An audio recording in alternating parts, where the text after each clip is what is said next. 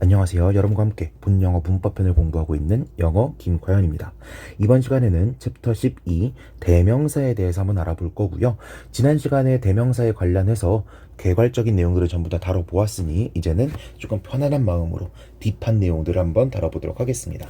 제가 여기에서 조금 힘을 실어가지고 설명하려고 하는 건 인칭 대명사와 절기 대명사예요.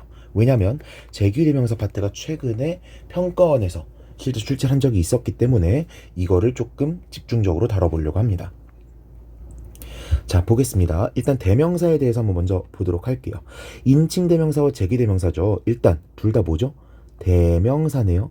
대명사는 공통적으로 자기들은 그 어떠한 의미도 갖고 있지 않은 단어들이에요. 예를 들어서 제가 father이라고 했다고 칩시다. father이라고 하면 아버지라고 하는 대상을 말하려고 한다는 걸 알 수 있잖아요. 제가 my father이라고 하면 내 아빠일 거고 your father이라고 말하면 네 아빠일 거 아니에요. 그죠? 아무튼 어휘적으로 내가 아버지란 존재를 나타낼 것이다 라고 하는 의미를 갖고 있다는 겁니다. 그런데 제가 만약에 him, he 이런 단어를 말을 했어요. 이 단어들이 갖고 있는 의미가 뭐죠? 당연히 한국어 의미로 그는 이렇게 뜻이 떠오르긴 할 거예요. 근데 그라고 하는 말이 갖고 있는 의미가 뭐냐는 거예요. 아무런 의미가 없습니다. 문법적으로 단수일 거고 남성일 거고 이 정도의 정보는 가지고 있지만 힘이나 히라고 하는 단어 그 자체가 가지고 있는 단어적 의미는 아무것도 없다는 거예요. 이게 대명사로서의 공통적인 의미입니다.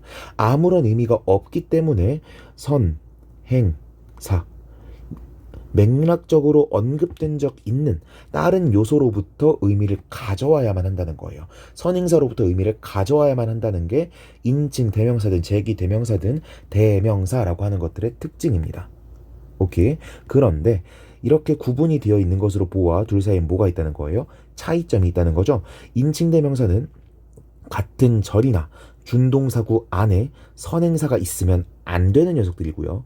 제기대명사는 같은 절이나 준동사구 안에 선행사가 있어야만 하는 녀석입니다. 뒤에서 조금 더 무슨 내용인지 알아보도록 하겠고요. 일단 인칭 대명사의 목록부터 한번 보겠습니다. 이거 뭐 초등학교나 유치원 때부터 외우는 거죠. 아, 이마, 이미마, 인, 유, 유월, 유월수 막 이러면서 외웠던 것 같아요. 일단 주격, 소유격, 목적격, 소유대명사, 제기대명사 이렇게 되어 있죠. 일단 영어에 실존에 있는 격은 얘네들밖에 없습니다. 누구 주격, 소유격, 목적격. 소유격을 우리는 속격이라는 말로도 부르는데 중고등학교 과정에서는 그다지 들어볼 만한 명칭은 아니니까 그냥 이런 게 있나 보다 하고 들어가시면 되겠습니다. 격이라고 하는 거는요, 일종의 형태예요. 어떠한 명사가 문장 내에서 기능하기 위해서는 거기에 맞는 자격을 갖추어야 되는데 원래는 영어도 특정 성분에 들어갈 수 있는 표현마다 다 새로운 표현들, 새로운 형태가 다 있었습니다. 주격 따로, 소유격 따로, 목적격 따로 다 있었어요. 그런데 현대 영어에 들어와서는 그러한 격 형태가 모두 사라지고 이 격이라는 게 남아있는 거는 인칭 대명사밖에 안 남아있게 바뀌었습니다. 즉, 우리가 사실은 주격이니 목적격이니 하는 거랑 주어니 목적어니 하는 거랑 구분 안 하고 쓰잖아요. 예를 들어서 for 다음에 come 이라고 하면은 전치사 플러스 목적격 이런 식으로 많이 쓴단 말이에요.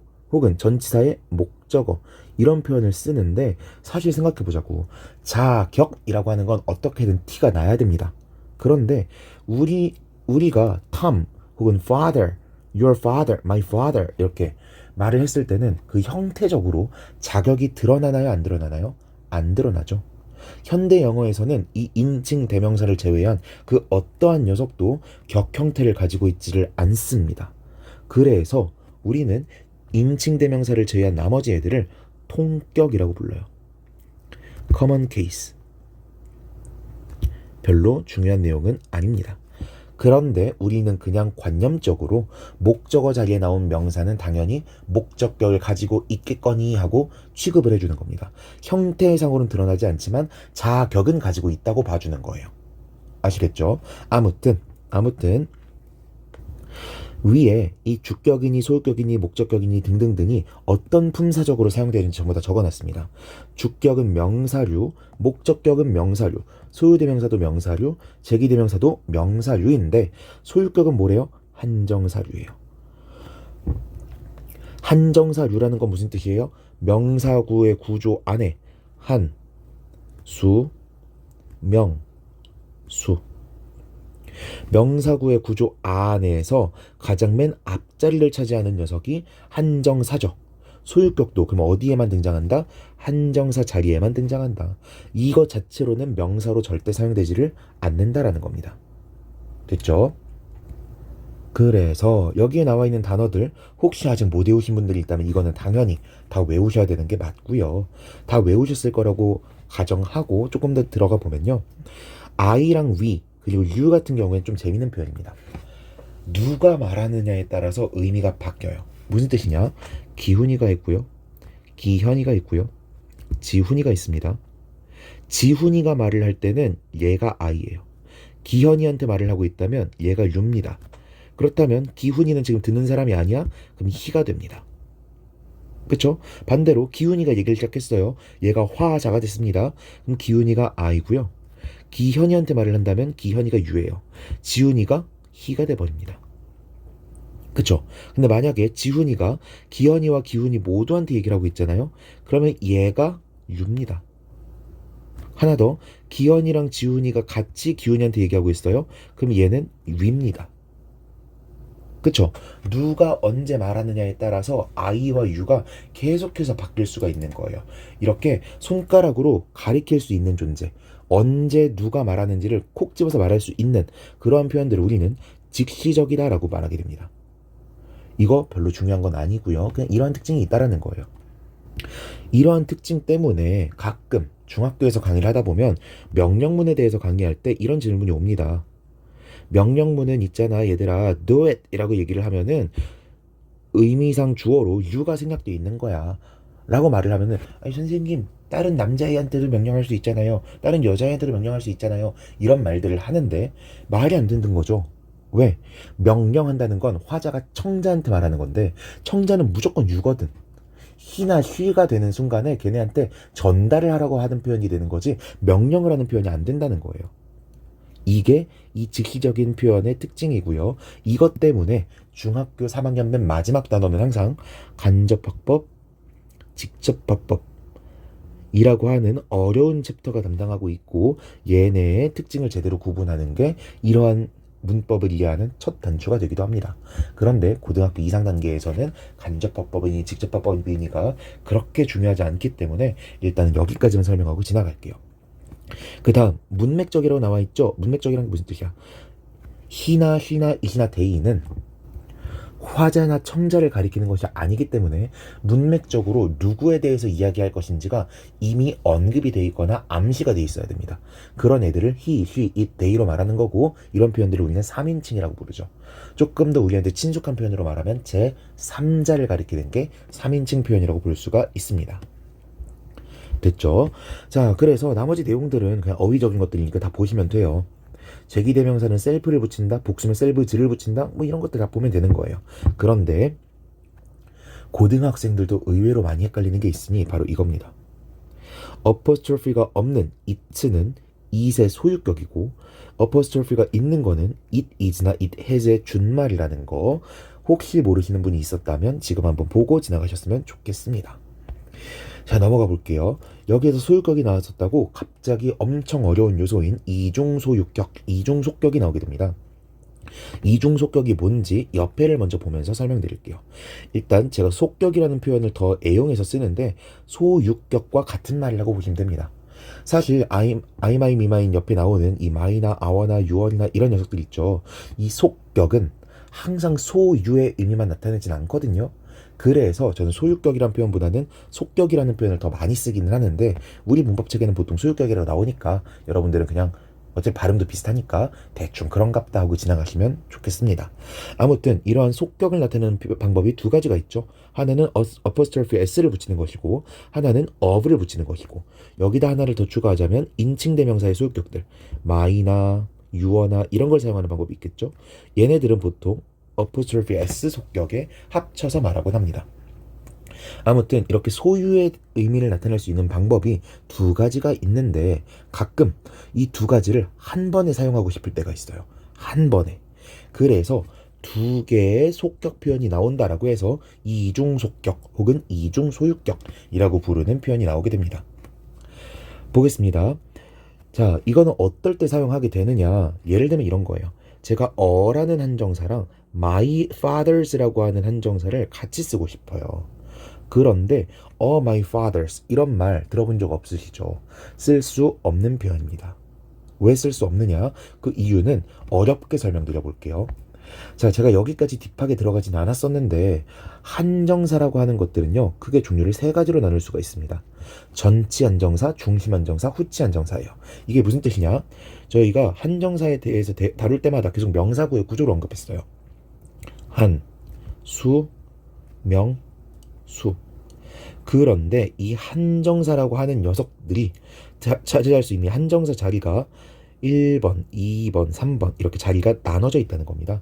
전치 한정사는 1번을, 중심 한정사는 2번을, 후치 한정사는 3번을 차지해야 되고 뭐가 들어가든지 간에 얘네는 그냥 한정사라고 하는 하나의 카테고리로 묶여버린다는 거예요. 근데 이러한 한정사의 특징이 무엇이냐?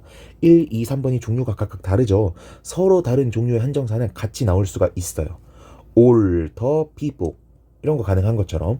그런데 전치 한정사에 속하는 애들끼리는 자리가 한 자리밖에 없잖아요. 같이 나올 수가 없습니다. 중심 한정사에 속하는 애들끼리는 같이 나올 수가 없어요. 한정사를 여러 개 쓰고 싶으면 종류가 서로 다른 한정사를 사용하거나 혹은 post determiners, 후치 한정사들을 여러 개 사용하는 방법밖에 없습니다. 그런데 아까 제가 보여드렸던 my father 볼까요? 중심 한정사네. my 중심 한정사죠. 이런 중심 한정사들은 같이 쓰일 수가 없어요. 같이 쓰일 수가 없다 보니 얘네들을 같이 사용하려고 어거지로 쓰는 표현이 바로 이중 속격이라는 겁니다. 오케이? 한번 볼게요. 자, my father's friend 이거 안 되고 my father's a friend 이런 거 안 되니까 a friend of my fathers 라고 my fathers를 그냥 속격이 아니라 소유 대명사꼴로 만들어서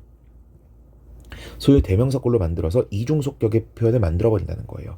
소유 대명사로 만드는 것이다 보니까 굳이 그 일반 명사가 아니라면 인칭 대명사로는 mine 같은 것들이 나올 수가 있겠죠.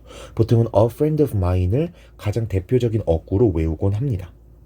오케이? 그렇다면 굳이 왜 이 두 가지를 같이 써야 되냐는 거예요. 생각을 해봐. 그냥 my friend라고 하든가 my father's friend라고 하든가 그냥 이러기만 하면 되는데 굳이 왜 어까지 붙여주냐는 거예요. 왜? 단순한 속격과 이중 속격엔 뜻의 차이가 있으니까 그런 겁니다. 단순한 속격에서는 my father's 여기 이걸로 예시를 들지 않고 아래 걸 볼게요. My wife's brother 이라고 하면은 my wife's brother가 한 명밖에 없다라는 의미를 내포합니다. 그런데 이중 속격을 사용해서 a brother of my wife's 라고 말하게 되면은 남동생이 한 명 이상 있을 거다. 즉 2명, 3명이 있는데 그 중에서 내가 말하고 있는 이 he는 그 중 한 명이야 라는 의미를 내포한다는 거예요. 어의 의미로 내포하고 my의 의미로 내포한다. 이게 바로 이중 속격의 특징이 됩니다. 오케이? 자, 그렇게 어려운 설명은 아니었을 거니까 바로 본문으로 들어가 보면요. 이중 속격은 대명사의 소유격과 on, this, some, no와 같은 다른 중심 한정사가 나란히 쓰일 수 없기 때문에, 즉 공기, co-occurrence, 영어로 쓰면 더 쉽죠. 코라고 하면 함께고 occurrence라고 하면 발생이니까 같이 발생하는 것이 불가하기 때문에 사용하는 게 이중 소유격이다라는 겁니다.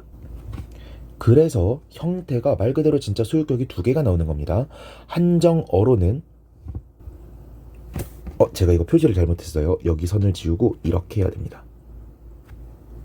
자, 속격이 일단 두 개가 있어야 됩니다. 그래서 of도 있어야 되고 소유 대명사도 있어야 돼요. 일반 명사의 소유 대명사는 apostrophe s를 붙이는 것이고 인칭 대명사는 소유 대명사꼴 따로 외웠던 mine이나 yours나 이런 걸 써야 되는 거죠. 오케이. 그리고 절대로 그 어떤 시험에서도 물어보지 않겠지만 어법적인 특징을 조금만 더 언급하자면 앞에 나온 이 명사 앞에 붙어있는 한정어 있죠. 이 한정어는 반드시 indefinite 한 것이어야 됩니다. indefinite 한 것이 뭐야? 막연한 대상이라는 거예요.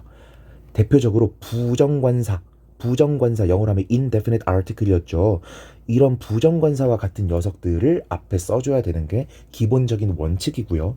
얘네를 쓰지 않는다면 this나 that나 these나 those나 이런 걸 써줘야 되는데 앞에서 뭐라 그랬습니까? He is a brother of my wife's 라고 하면은 my wife's 구체적인 범위 중 하나다 라는 의미를 내포한다 그랬잖아요. 근데 this나 that이나 these나 those나 이런 애들은 구체적인 걸 나타내는 애죠. 그래서 앞뒤가 좀 다른 표현이잖아요. this, that, these, those를 쓸 때는 여러 개 중 콕 집어 하나를 의미하는 것이 아니라 화자가 잘 알고 있는 것인데 여기에 대해서 조금 강조를 해주고 싶다거나 아니면 감정적인 거리감을 나타내고 싶을 때 쓰는 표현인 겁니다. 예를 들어서 that nose of Tom's 라고 하면은 탐의 코란 뜻이잖아요. 그쵸? 바로 그 탐의 코 이렇게 말하고 싶을 때 this나 that이나 these나 those를 제가 방금 말한 것처럼 이렇게 사용한다는 겁니다. 오케이?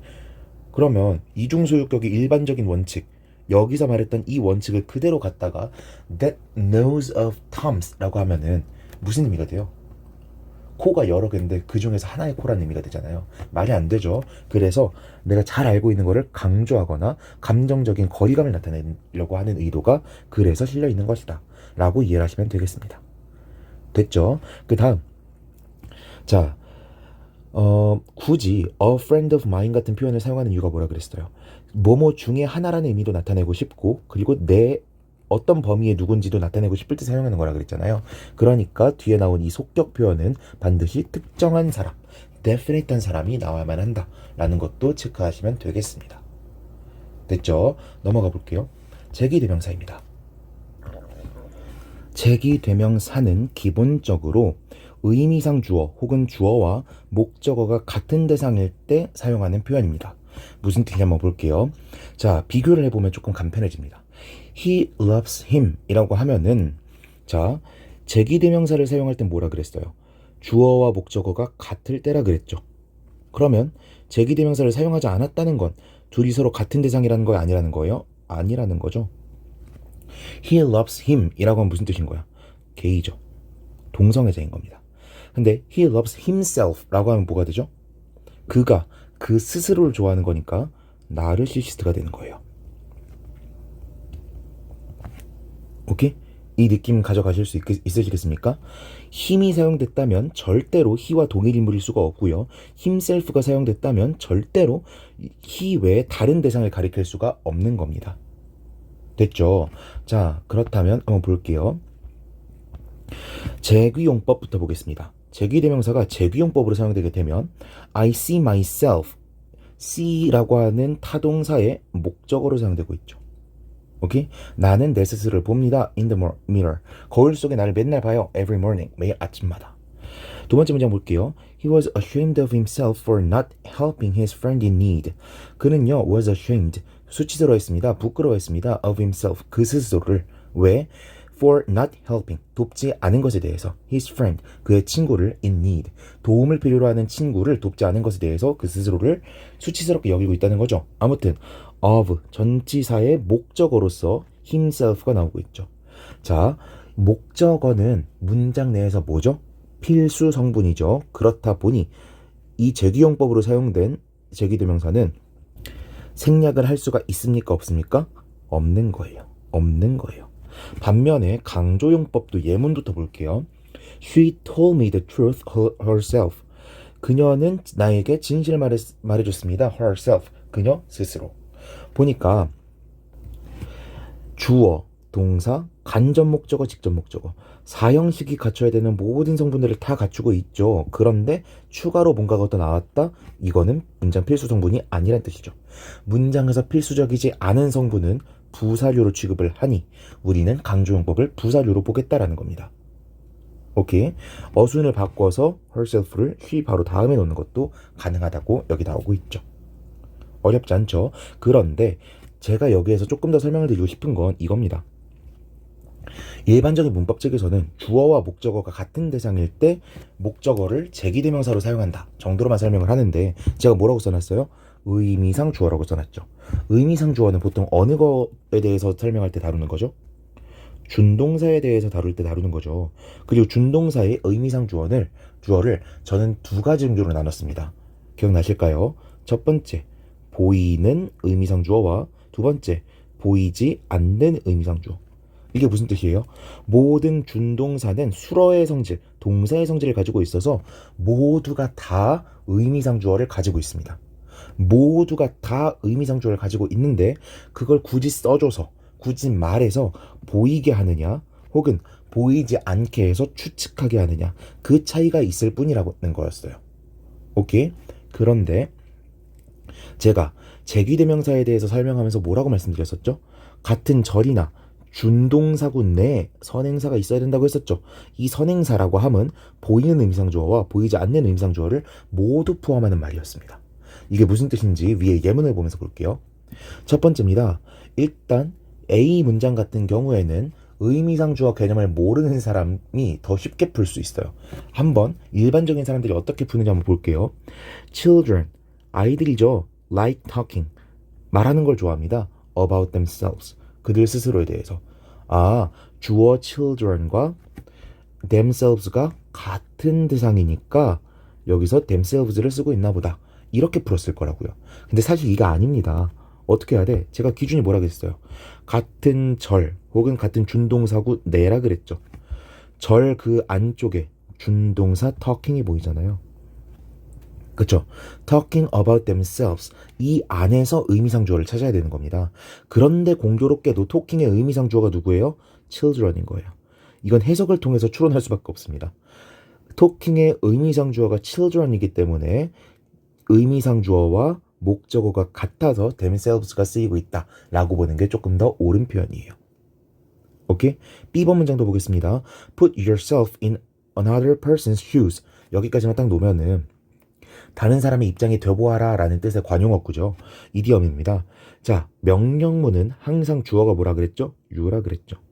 그래서 보이지 않지만 명령문의 주어는 you이기 때문에 you yourself, 제기대명사를 사용할 수가 있는 겁니다. 됐죠? C번 문장도 보겠습니다. The superior man blames himself. 뛰어난 사람은 blames, 비난합니다. himself, 그 스스로를. 이거 같은 경우에는 그냥 문장의 주어와 문장의 목적어가 같아서 himself가 쓰인 거고요. D번 조금 눈여겨보시면 좋겠습니다. 보니까 투부정사가 먼저 나왔죠. 투부정사의 부사적 용법일 겁니다. 그런데 to make의 목적으로 myself가 나와 있죠. 제귀대명사가 나와 있어요. 그렇다는 건 무슨 뜻이야? to make의 의미상 주어가 뭐라는 거죠? me, I가 된다는 거죠. for me 혹은 I 정도라고 추측해 볼 수가 있겠습니다. 아무튼 나라는 거야. 그 의미상조를 어떻게 할 수 있는데 해석해봐야죠.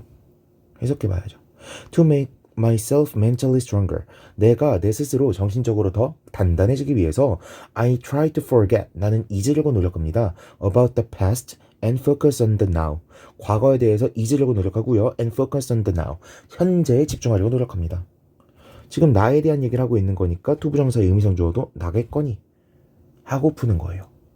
어렵죠. 그래서 제가 예문을 바로 가져오진 않았는데 이런 경우도 있습니다.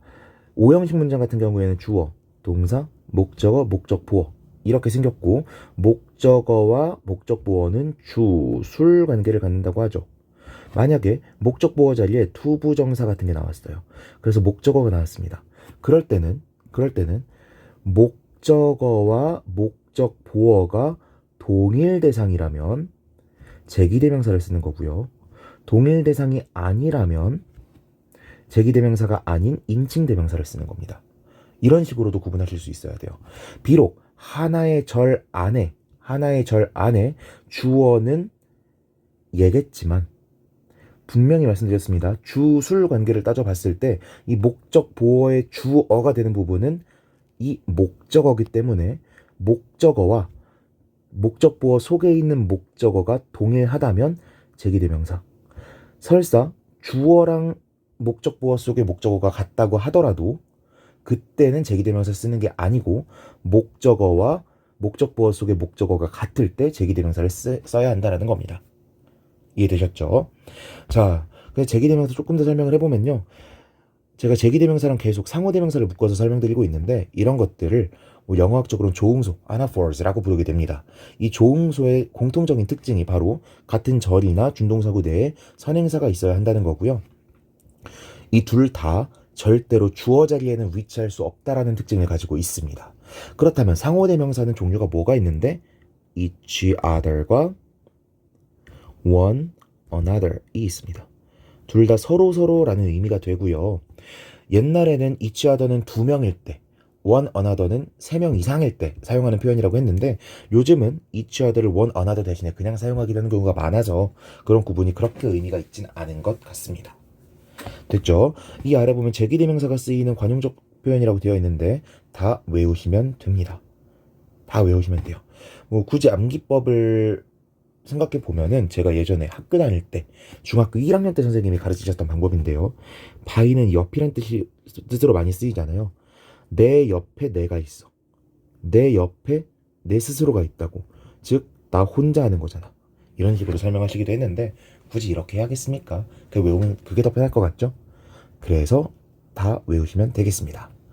이렇게 해서 제가 이론적으로 좀 깊게 들어갔는데 이해가 안 되시는 부분이 있다면 굳이 들으실 필요 없습니다. 강의 시작 전에 말씀드렸어야 되는데 이해가 안 되셨다면 그냥 지나가시면 되겠고요. 이해가 되셨다면 흡수하시면 너무 좋겠습니다.